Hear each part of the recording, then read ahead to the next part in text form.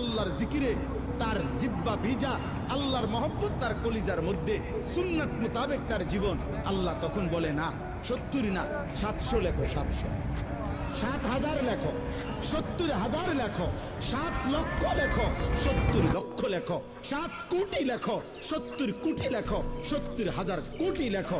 এক সেজদায়, এক সেজদায় একবার সুবহানাল্লাহ বললে আল্লাহ বলে লেখো 70,000 কোটি সুবহানাল্লাহ লেখো।